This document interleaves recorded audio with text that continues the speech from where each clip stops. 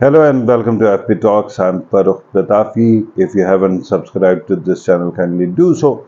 Also, hit the bell icon so that whatever updates there are, you can get them immediately. Also, if you, in case you haven't noticed, there's details of my socials on this side. You can always follow my social accounts, social media accounts, and you can visit my not very updated website. You can also write an email to me.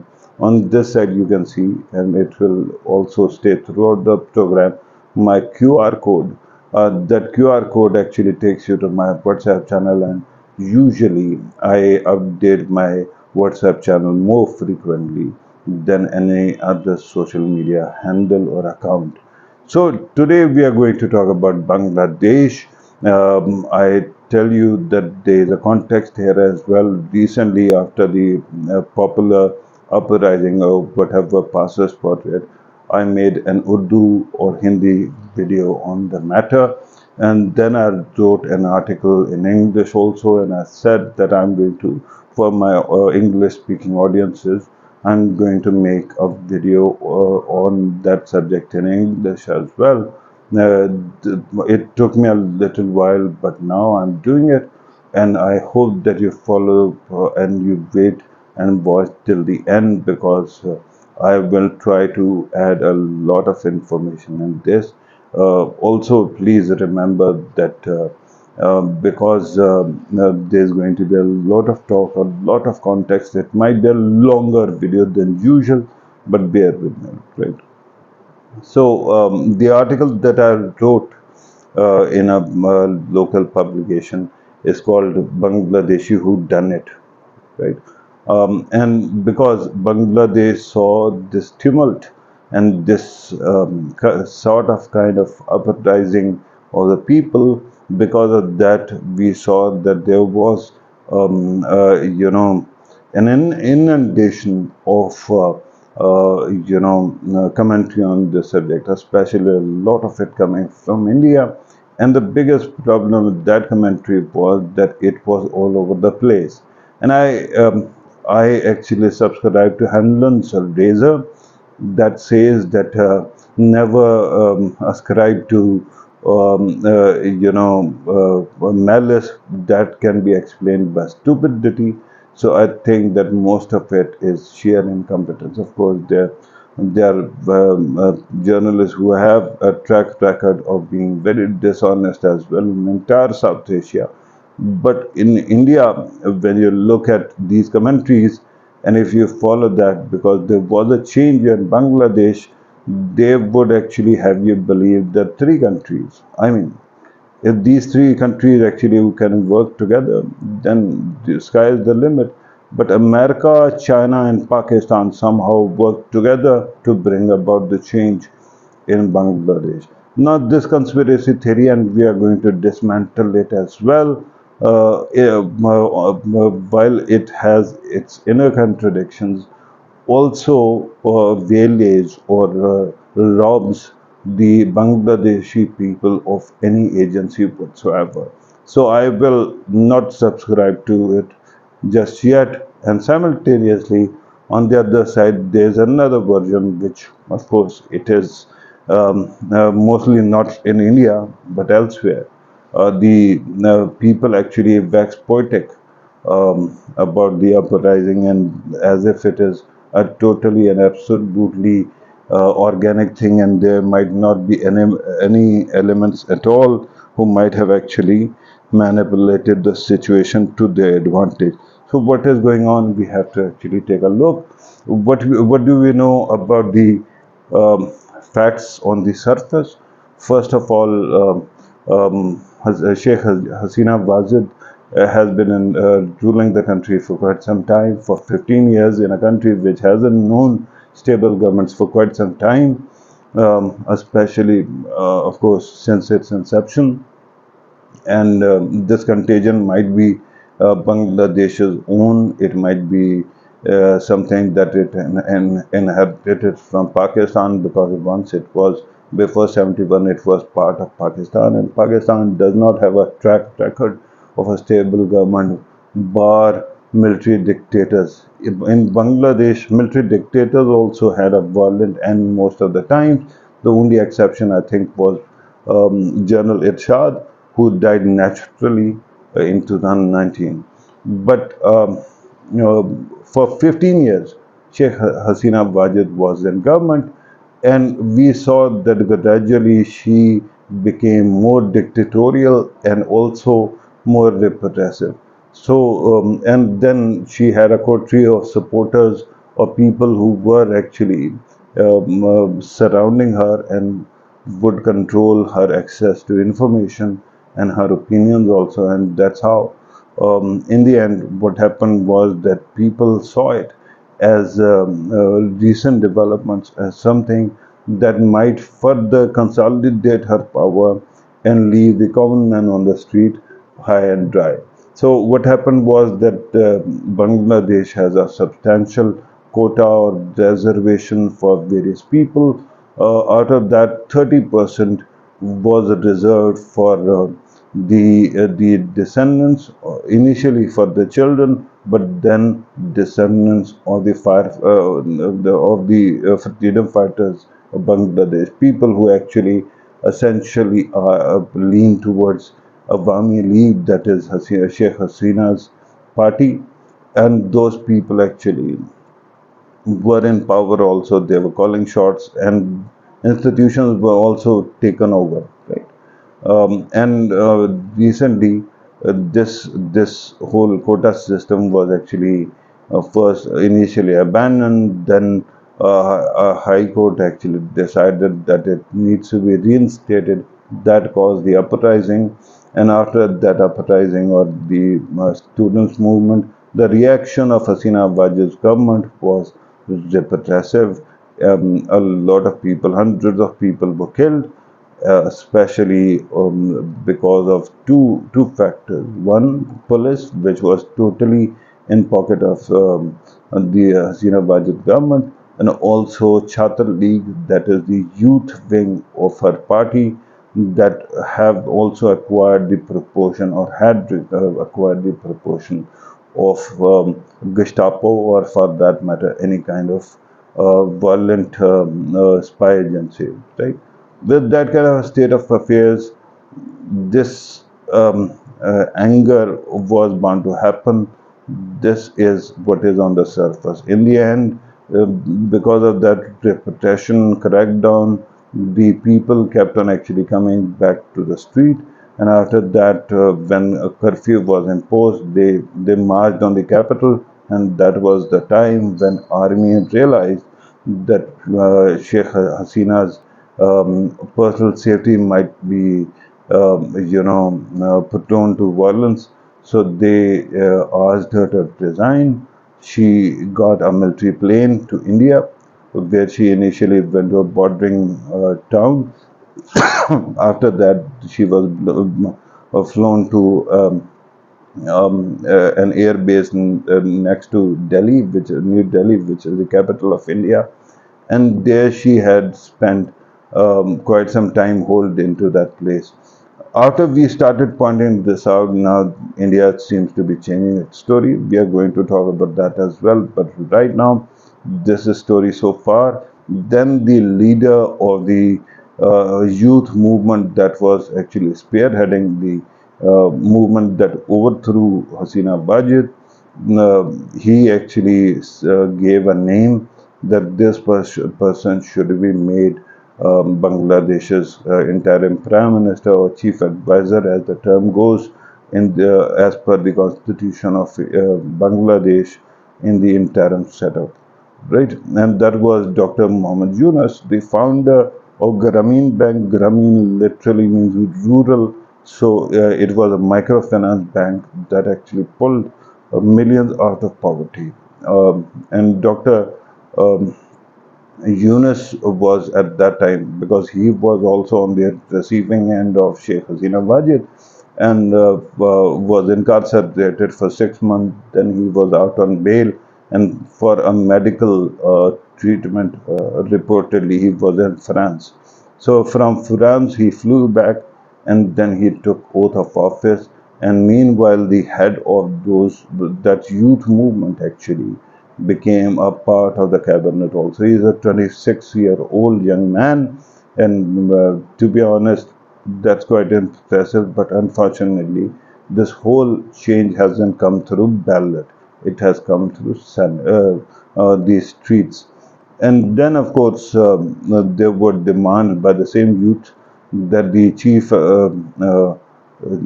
Chief Justice of Bangladesh also resigned because he was friendly towards Hasina Wajid, and he has resigned. And since then, what our Indian peers seem to be doing is that they blame America, they blame China, they blame Pakistan. And of course, there are elements of, there's some context everywhere, right? Because Hasina Wajid was most aligned, or at least on the face of it, thought to be aligned with India. That's why it is natural that many would conclude that it was China that might be responsible for her displacement, right? But the fact is that while this uprising or this unrest was going on, she was visiting China, and if you go back, because internet is forever, go to the websites or the YouTube channels of people who are especially known for projecting India's propaganda, especially when she was visiting China, you will see that there is a tone of complaint that she is trying to balance between India and China. So she has already gotten signed MOUs worth $500 million, and it is going to increase. So there was unease there.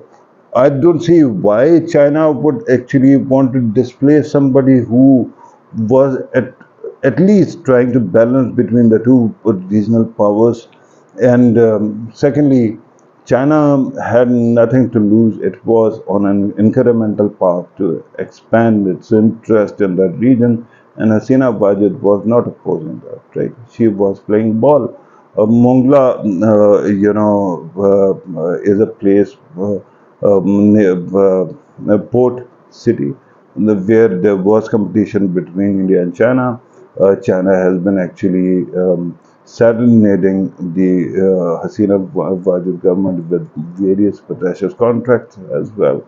And there are umpteen other examples where you can see that China and Bangladesh's former government could actually work together and in tandem, and that's why they had nothing to lose in her staying in power. The second one is America. There's some history there also. Before the recent elections in Bangladesh, Hasina Wajid or her government was severely criticized by the State Department, and there were even sanctions put on people for alleged election rigging. So many people, and especially Sheikh Hasina Wajid herself, has been very critical of America. She has actually spoken,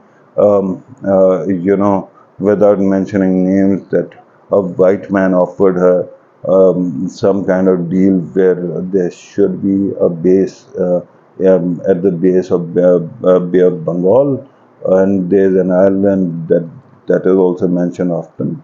And through that, they could actually take care of China, but other countries also. I don't know what was meant. So there's this speculation that perhaps America might have done it as well. America might have done all of this.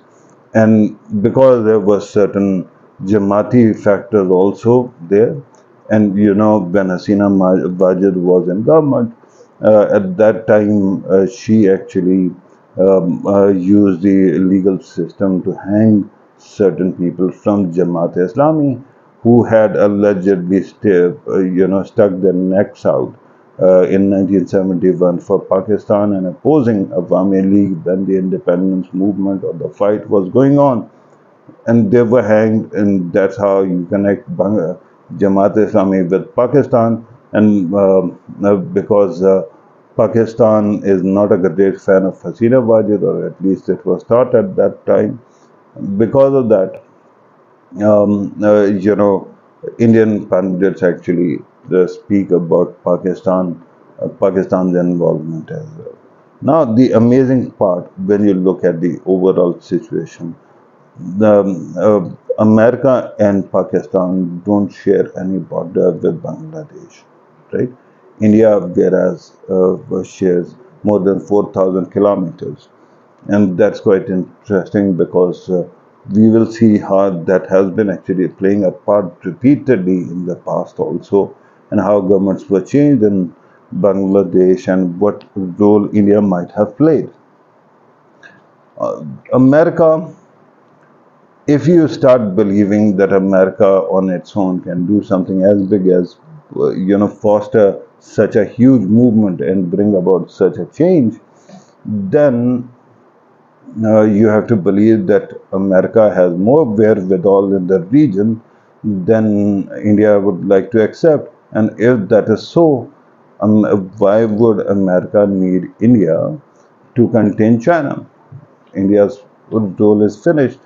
And that is quite interesting because recently there was a statement that was quoted in Economic Times, and there again, Indian filters have made sure that the suspicion is cast on America, not China, and nobody else. Right? And that is astounding to me.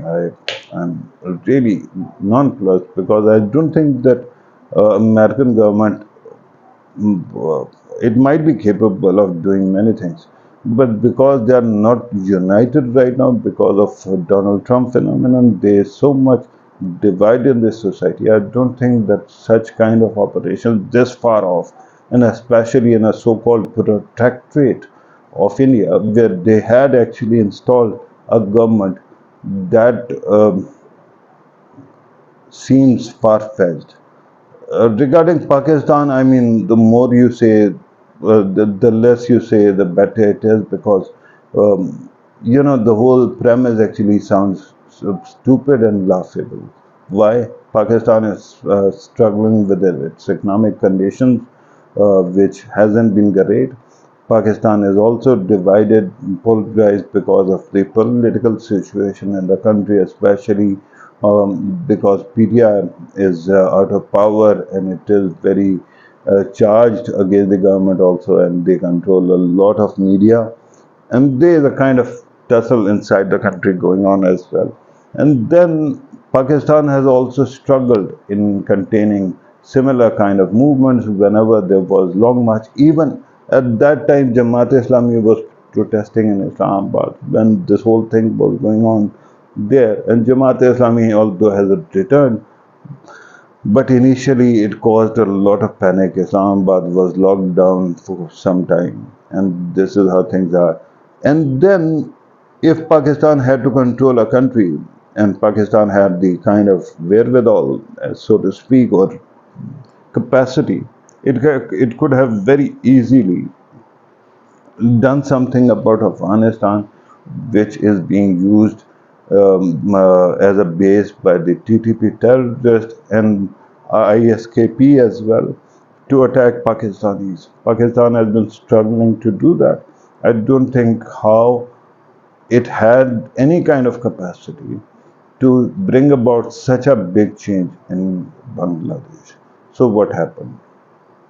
The first thing is you are not taking into cognizance many factors which might have played a huge role and which might be there for everyone to see, but because of propaganda, because of how a news cycle works, and how influential media organization, deep states are in certain South Asian countries, in the statements or the narratives that come out of media, that the whole um, issue might actually be obscured.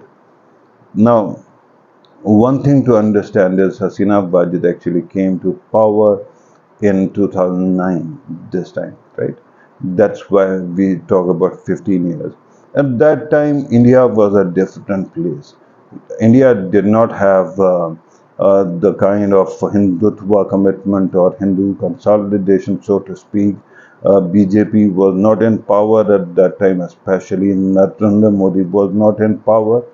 It was ruled by uh, a Sikh man, Sikh, of course, let us call it Sikh, so that our Western peers can understand it, because otherwise, in talking, it can be confused with other words.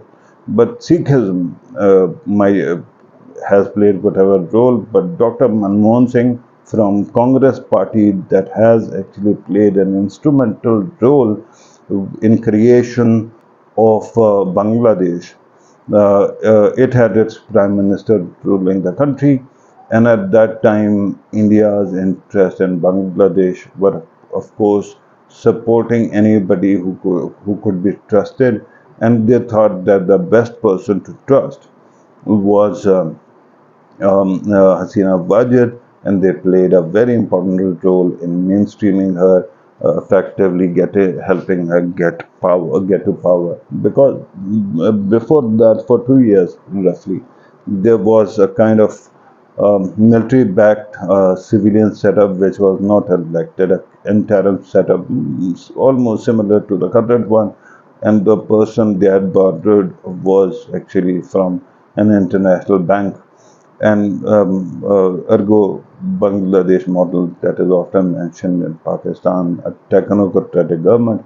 And then they eventually had released both Khalda Zia, who is head of the largest party in the country, who was the first female prime minister of Bangladesh, and then also Hasina Wajid was also released, who was the second female prime minister of Bangladesh.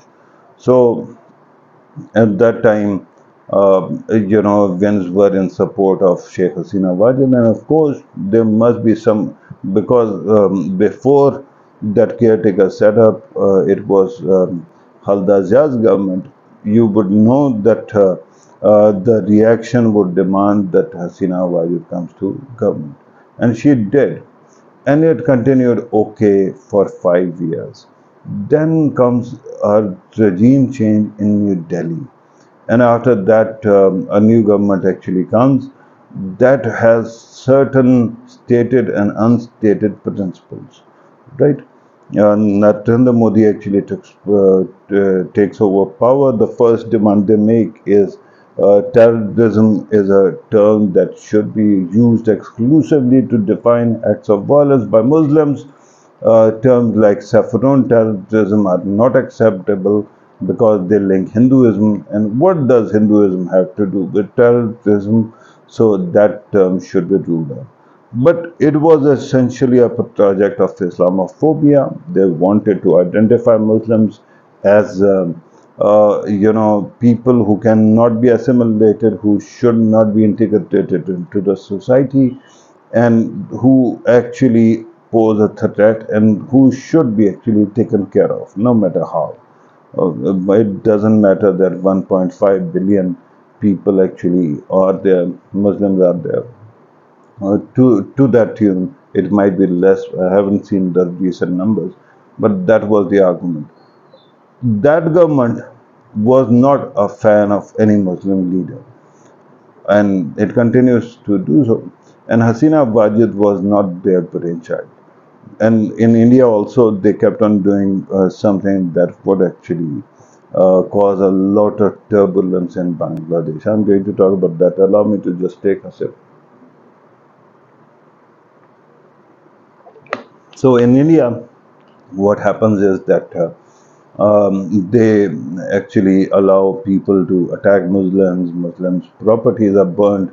Muslims are targeted, and that is not all. Muslims are. There are lynchings that take place. There are rapes. There is so much that went on. India is a big country. I cannot define India by those incidents, but they were at least now officially sanctioned. At least whenever that violence took place, India's Prime Minister usually used to come out and condemn them, and we saw that all of a sudden Narendra Modi would go quiet for a few days, and then he would talk about something else, not those episodes. So that was a government that wanted to show to the world that Muslims and democracy cannot work together, and because of that, they cannot actually progress. And then this was also a very clever government which was trying to take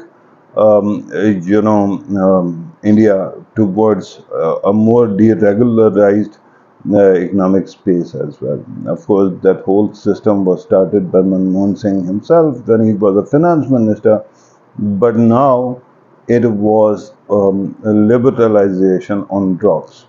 So what happened was that certain billionaires, Modi comes from the state of Gujarat, so naturally his best friends in the business community were also from Gujarat, and they actually started doing very well. You must have by now heard the names of Ambanis and Adani.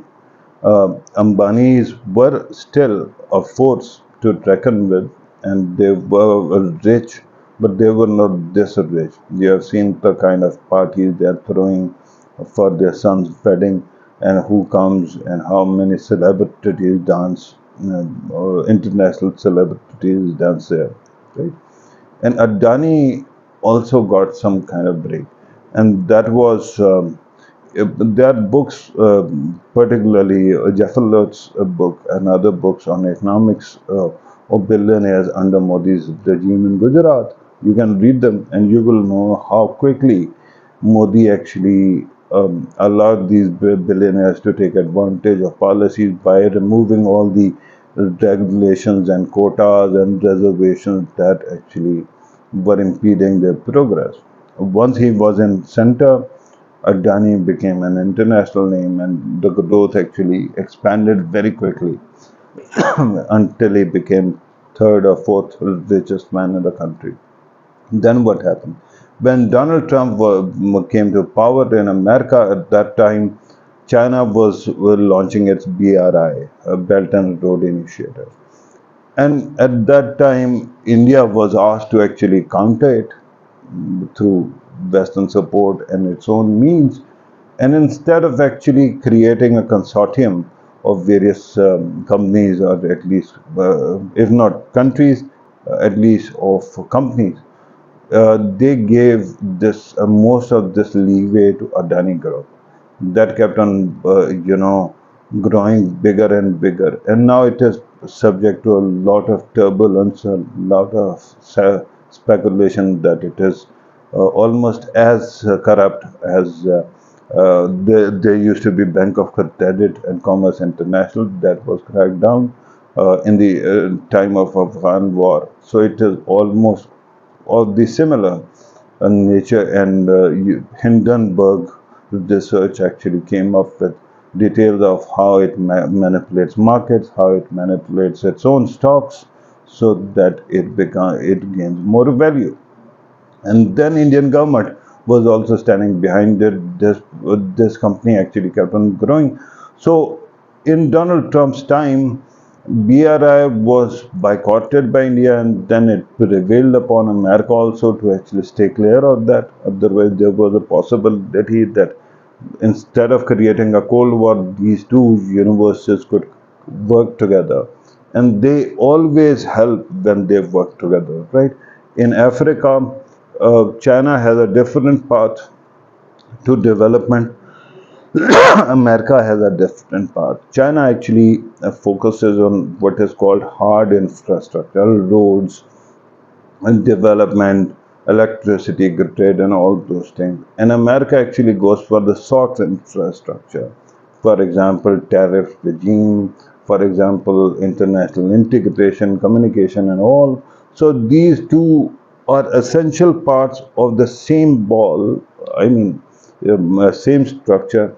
They were actually ripped apart, and they have been actually trying to fight with each other or somehow contain each other. And this is the public perception because India played a huge role in that, right?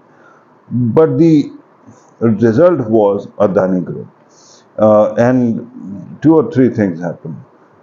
You must have known that when Donald Trump was in power, when Mike Pompeo had actually quit CIA and become a Secretary of State, at that time You know, what happened was that there was this report because there was a change of government in Pakistan also. There was this report that said that Imran Khan has come into power, and after that IMF is ready to offer Pakistan somewhere around 16 billion dollars worth of bailout, 16 or 18 billion. It was a big number for even for IMF or whatever it does. And Pakistan will get better because there is patronage and all that. And all of a sudden, what happens is that Mike Pompeo actually comes on national grid, national television, and he says that IMF, you're going to use American taxpayers' money to give it to Pakistan. Pakistan will use it to give it to China, and American money should not end up with China. And after that, something incredible happened. At that time, chief economist of IMF was a French guy. I think I am forgetting his name, but he still had 1.5 year of term left in office.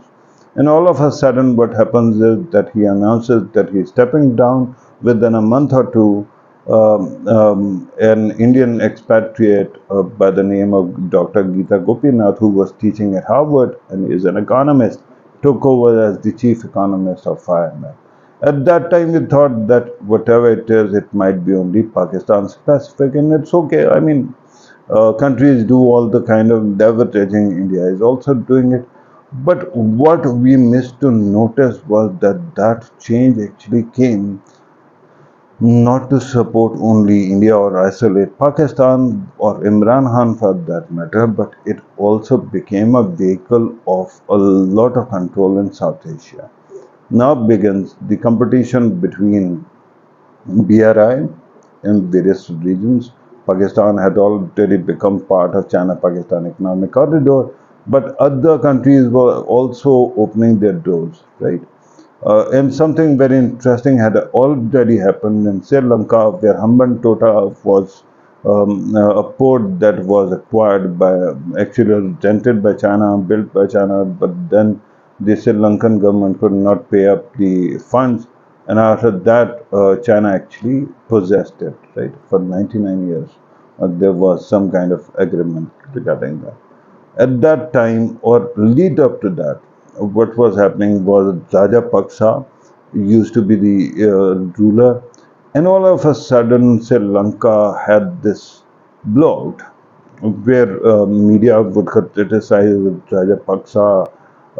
Rajapaksa, by the way, was at least the main one, was a kind of national hero because they fought war against terrorism and they succeeded.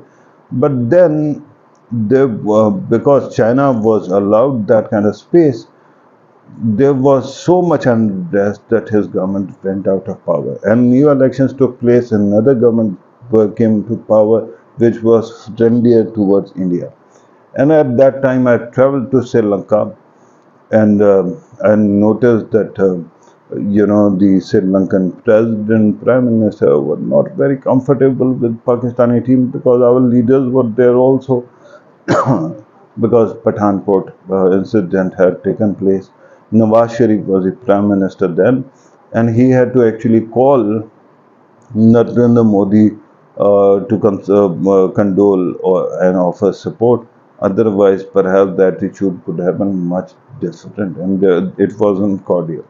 But then what happens? It happens that the new government actually starts collapsing, and eventually there's another election in which Rajapaksa comes back to power.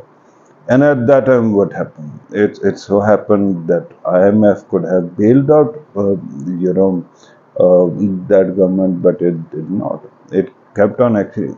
It became unresponsive, and all of a sudden, the country went bankrupt, and with that, there was massive uprising. People ran over the presidency, and what happened after that? The government changes, a caretaker setup comes, the former prime minister becomes president, and he actually works with the fund to work out a deal. What is not known is at that time Adani Group was trying to open a business there as well. Particularly, they had this massive electricity production, so they had to export. In the end, this government also accepted, the agreement with Adani Group, and after that, things were hunky dory. Gradually, things started improving in Sri Lanka. At that time, Hasina Wajid was actually busy in her pivot towards China. All of a sudden, she had realized that uh, it might be not prudent to offend Adani Group.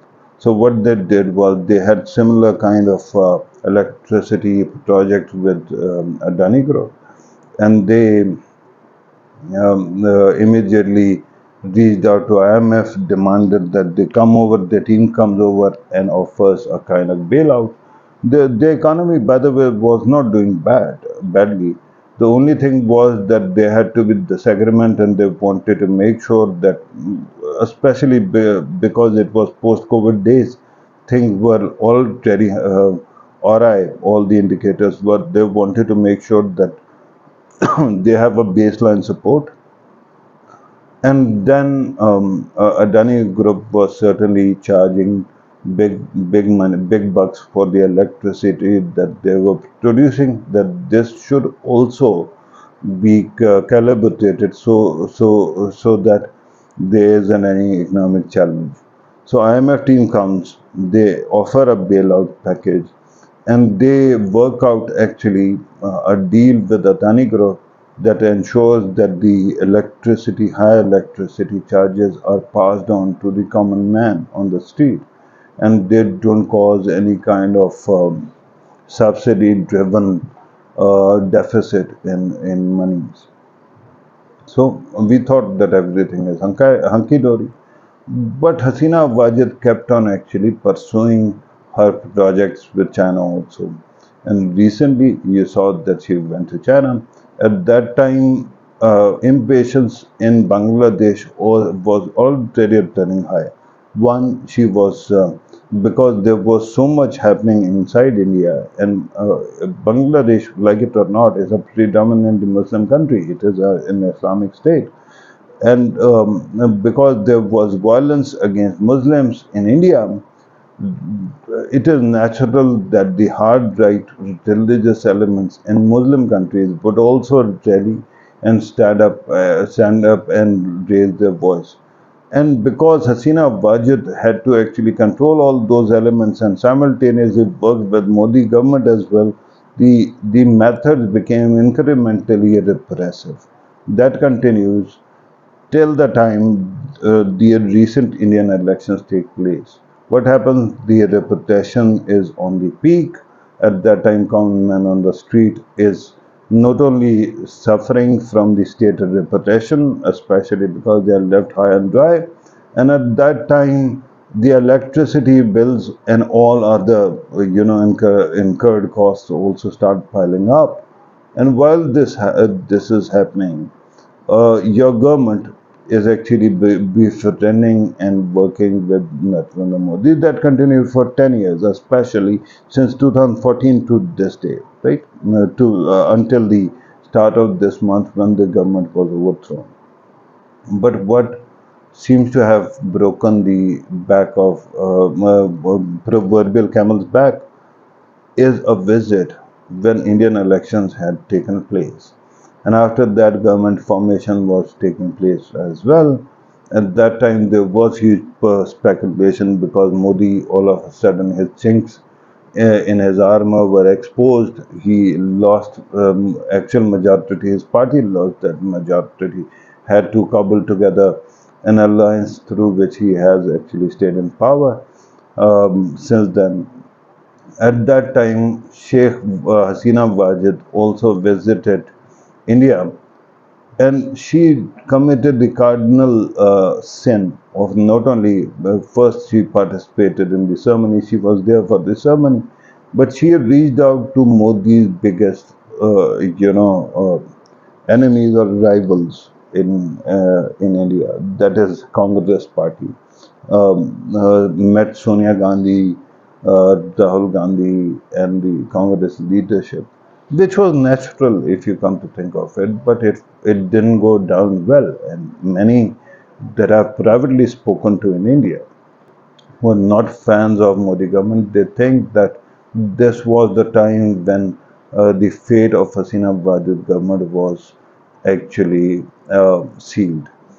And that is not all. Something funnier is happening. After that, of course, she goes back to her country and she then decides to go to China. And because there's enough, tug of war going on between BRI projects and Adani. Remember that there was this issue of Tista River also, where Chinese and Indian companies were in competition, and particularly Adani Group was very much interested. So what happens is that because she goes back to China and there she is trying to cut more deals of projects, and there was a possibility that these lucrative pieces of action go out of the hand of Adani Group. Because of that, what happened was that uprising was there, the unrest was there, but it kept on increasing to a breakable point. So much so that she had to cut her visit down and rush back to the country. But that time, damage was done because people were already too angry.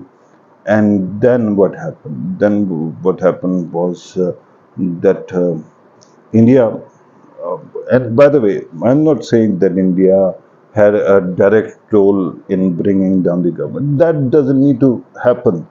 Um, it is one thing to throw you in front of a tiger, hungry tiger, and the other to think that you had remote control, and the tiger was being controlled, and that's why this happened. You don't need to do that. The only government that was repeatedly supporting or shielding Hasina Wajid from the consequences of her actions was India, right? And I think that many repressive measures that were taken, the advice might have come from India as well. So there was a lot of consequences to deal with. But what happens after that? All of a sudden, that shield is withdrawn, and then what the consequences, people keep on marching, there's so much anger, violence becomes very normal, and then people get what they want. Even at that time, Bangladesh's own army was not actually, it did not want Hasina Wajid to be harmed.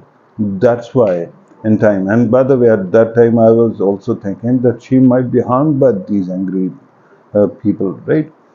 She was asked to resign. Then she was given a military, plane or helicopter, whatever it was.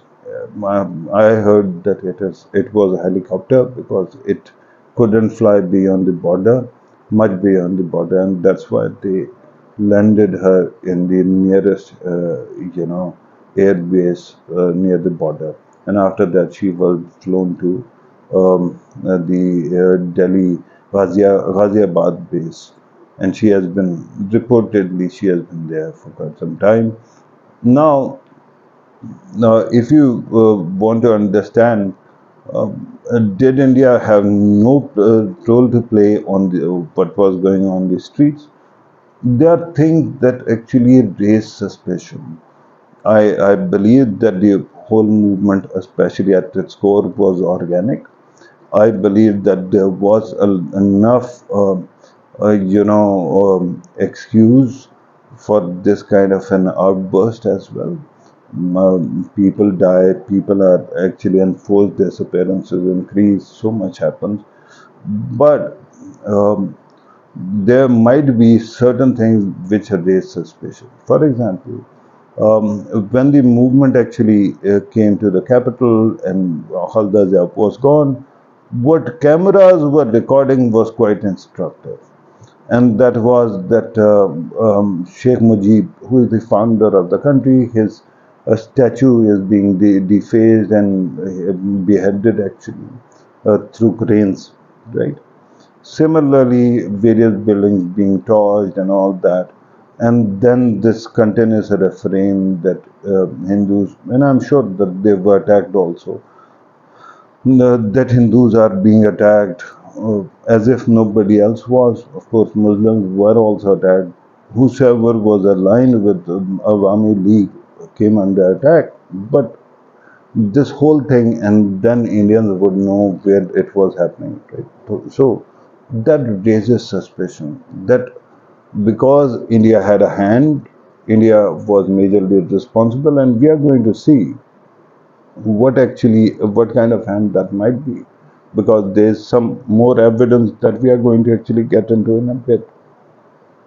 But that's why primarily it was India friendly media which was on ground, and they were framing, and then Indian symbols are being attacked also.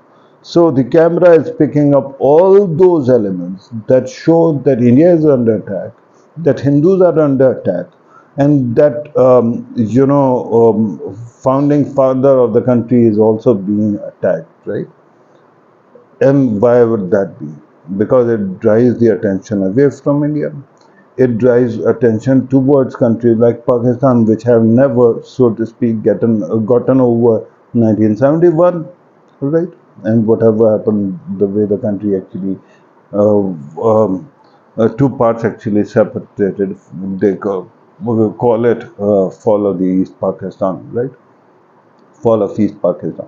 So with this kind of a situation, I thought that camera work had started, and there was deliberate framing.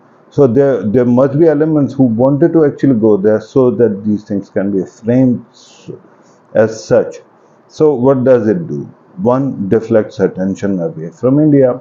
The second thing is, if Hindus are attacked and it becomes a narrative, then Hindu consolidation can take place.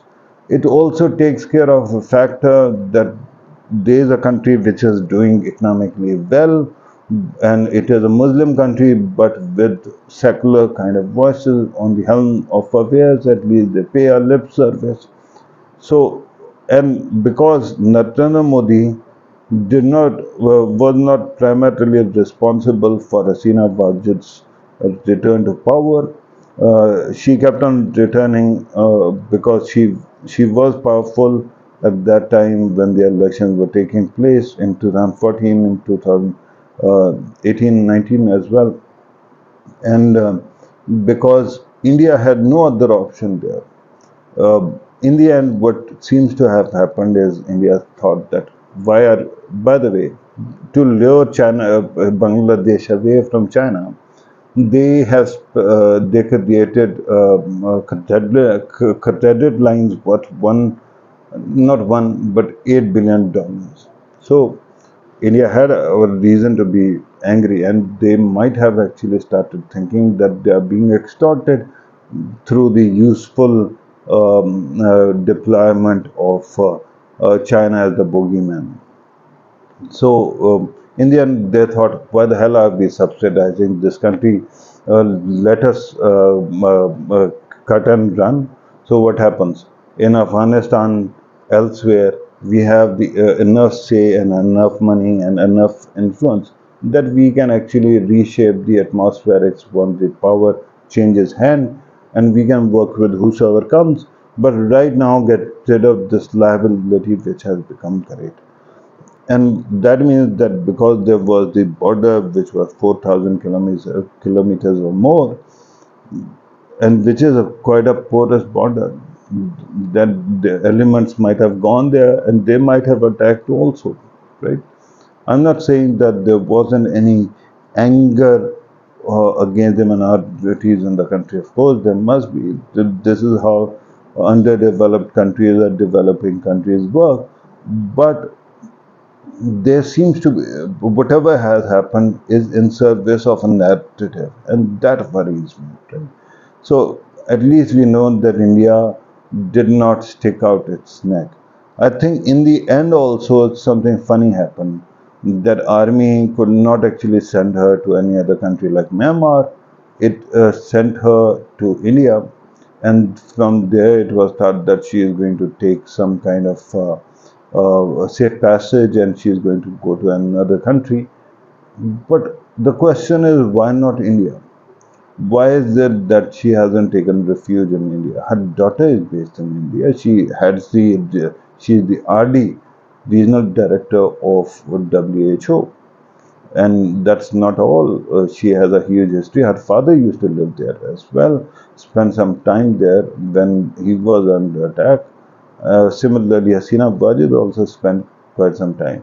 Why is it that Hasina Wajid hasn't been seen outside that base, why she wasn't allowed to roam about in the country, why the media wasn't, if India was really shocked, why is it that, for example, if somebody is dethroned and they end up seeking asylum in my country, and if I'm policymaker and if I'm not liking the outcome, what do?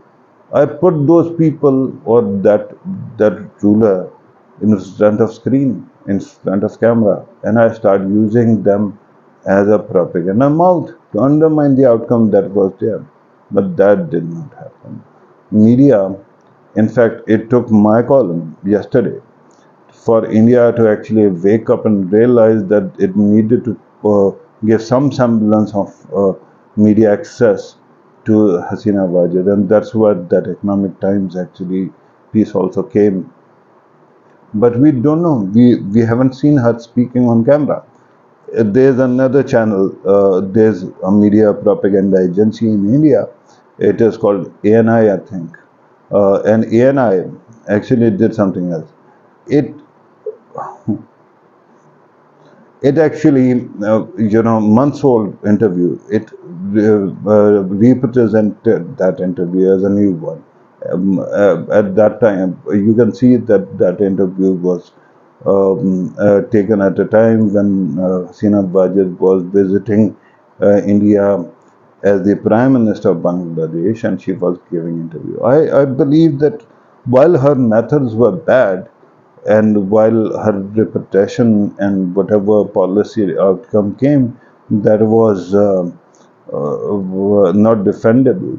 But and by the way, 15 years is a long time for any country to be ruled by one person, right? Especially the unstable countries like India, Pakistan, Afghanistan. So that actually creates a lot of resentment and anti-incumbency sentiment also. Um, but the fact is that, look, there are two people that one has to actually talk about. One is Dr. Mohammed Yunus, who did this incredible work of pulling so many people out of poverty, the trap of poverty, through his Grameen Bank, microfinance bank. And then not Khalida, Hasina Wajid also did this incredible work of exploiting opportunities which were there. For example, India is a middle income trap country. Its production is mostly geared towards taking care of the needs of the affluent people. That means that India has a staggering level of poverty. Of course, Pakistan has, Afghanistan has, this entire region is known for that. And that means that the very poor or the lower middle class does not get that kind of items in the market that might suit its requirements or might be affordable. So Bangladesh under Hasina Wajid actually capitalized on that opportunity. That was the start of the story. And then, of course, it expanded to China, it expanded to America, Europe as well, and economy kept on getting better. And I thought that she was doing, when she was in power, that she, in balancing between India and China, of course, it is never going to be, especially Hasina Wajid's government is never going to be bosom buddies with Pakistan or those who have this history. But she did a good job of balancing between the two countries, China and India, and getting maximum benefit out of it for her people, her businesses, or whatever. But in the end, it is, Adani's India, and Adani's and Modi's India actually can be heartless and can destroy anybody who might have given that much time and energy, especially if you are being inconvenient. So that is what happened, in my humble opinion. Can it be wrong? Of course. I mean, I'm not sitting in Bangladesh, but now what we have to wait and see is how the new government actually tackles the whole situation. We still are waiting because the whole story is not finished. We don't know for how long the caretaker setup is going to be there. We don't know who else is going to leave power and what exactly happens in the country. That we will know in due course.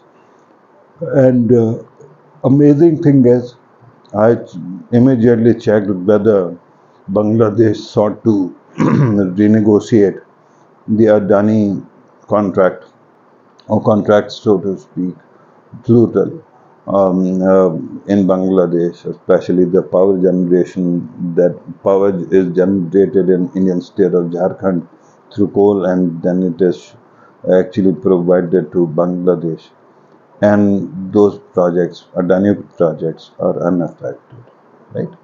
So I think that while you can say that the new, and I'm very glad that Dr. Mohammed Yunus is in power, at least in the caretaker setup. It could have taken a very damaging extremist direction as well, and there could have been fundamental forces which would have come to power. Here we have a rational mind, a person who has a dedicated service, dedicated years in service of his people, got a Nobel Prize also.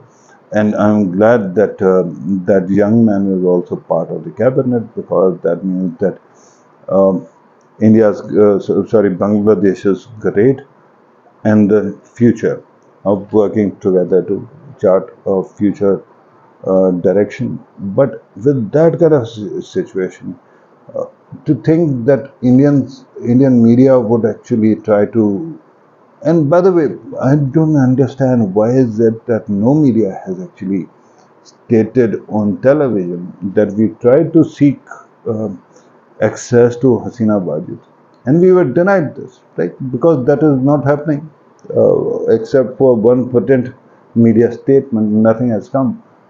That actually makes you believe that because the only person talking right now is the son, and son, of course, could have his own interest, but the main woman is not speaking, right? At least not on the live television, without any kind of filters. That would make you believe, and given that India hasn't given her asylum or offered asylum, and they keep on coming up with ridiculous excuses that it might alienate the new government. I don't know why would that be. They have done it many a times in the past too. So with that, you have to think that Hasina Wajid might have something else to say. And that's why she is not before the camera. That's why her path to any other country is also blocked. And that's why she is not being given asylum in India.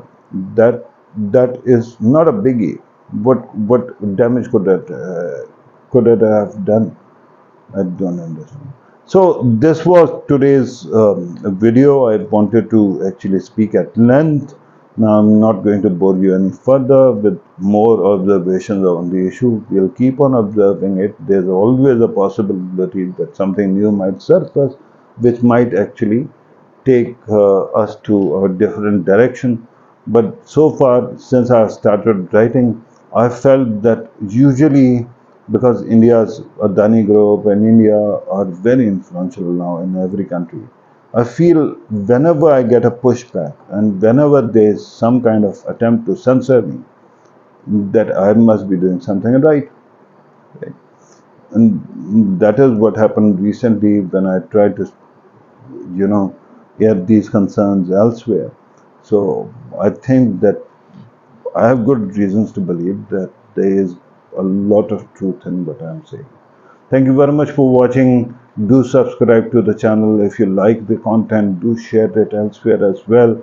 I've given you all the details, socials as well. Do subscribe. Take care. Bye bye.